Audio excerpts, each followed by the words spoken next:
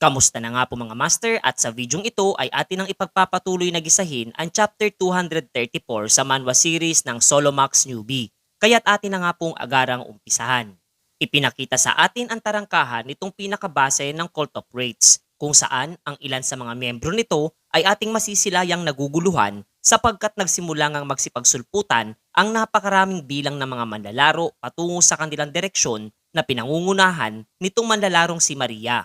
Makaraan noon ay ipinakita sa atin ang mga nangyari ilang minuto na ang nakakalipas, kung saan nga etong si Teresa ay agarang nagmamadaling tinahak ang kuta ng nasabing kulto, habang eto namang si Maria ay pilit na hinahabol ang kaniyang kaibigan.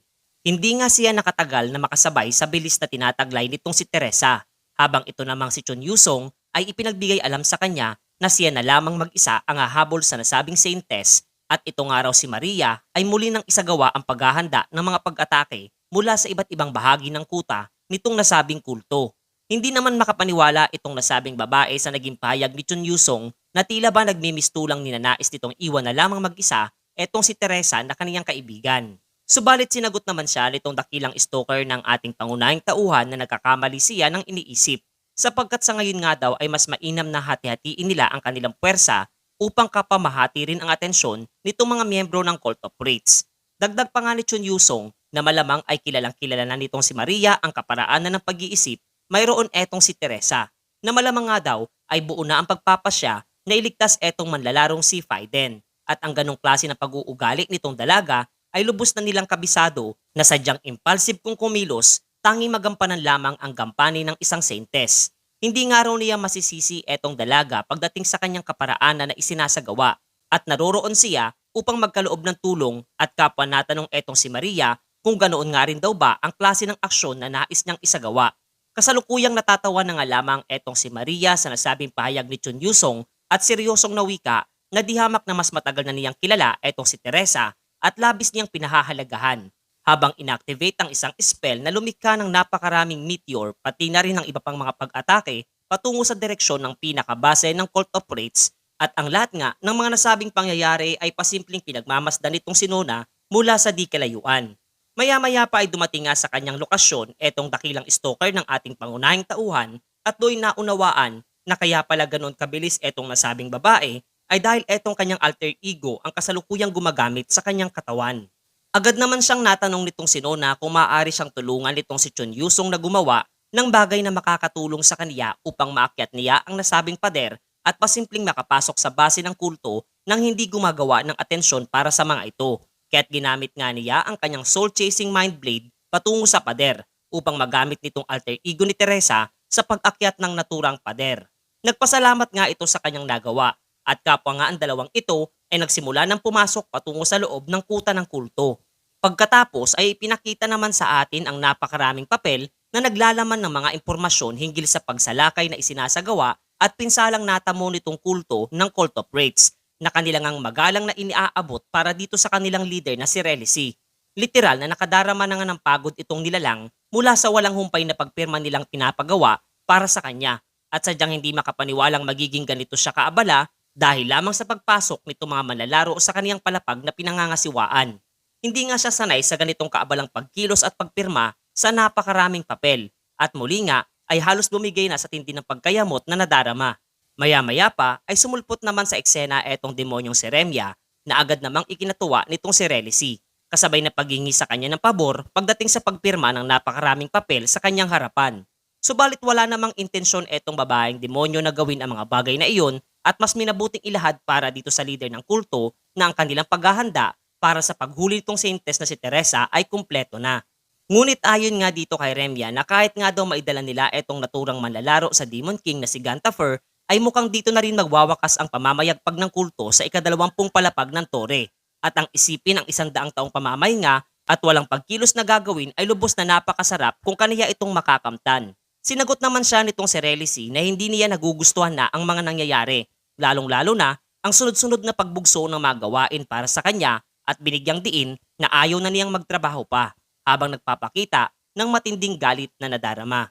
Sa ibang dako nga ng kanilang base ay makikita natin etong mga orc na miyembro ng Black Hill Tribe na patuloy lamang na nagsasagawa ng kanilang pagsalakay, At eto ngang kanilang hepe na si Tara Chen ay nagpapaalala sa kanila na oras na naisagawa na nila ang paglikha ng pinsala ay agara na silang muling lilikas sa lokasyong iyon.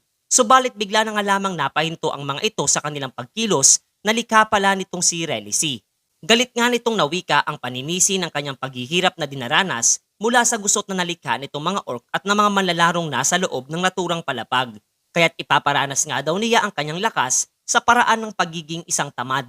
Inactivate nga niyang skill na step of slot na nagdudulot sa sino mang naroroon ng katamaran at pagkaantok at hindi na magagawang gumising pa sa mahimbing na pagpikit ng kanilang mga mata. Agad namang nabahala etong si Tara Chen at nagmamadaling inatasan sana ang kanyang mga mandirigma na lumayo sa naturang lokasyon, buhat ng eto mismong leader ng kulto na ang nagsimulang kumilos laban sa kanila.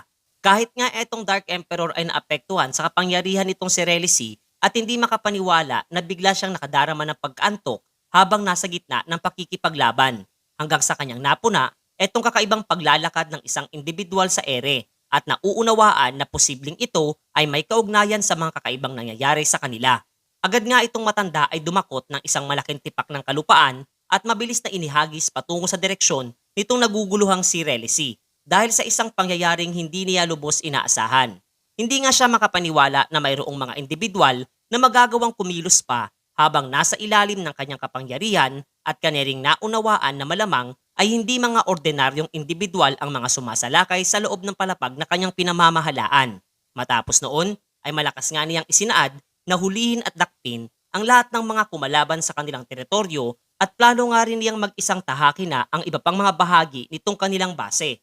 Nagsimula na nga siyang kumilos at ang kanyang aksyong naisagawa ay labis na ikinatuwang pagmasdan nitong demonyong si Remya. Dahil sa kabila ng ipinapakita nga raw nitong katamaran ay sadyang napakalakas naman ito, oras na kumilos na upang lumaban. Tiningnan nga rin niya etong kanyang kasamahan at isinaad na balang araw ay kanyering mapapasakamay ang lahat ng mga bagay na kanyang ninanais, tanging maging handa lamang siya sa mga posibilidad na maging kabayaran nito at tinawag itong isang kakaibang panibagong individual sa pangalang Blood Lancer habang nagpapakita ng matinding klase ng aura sa kanyang katawan.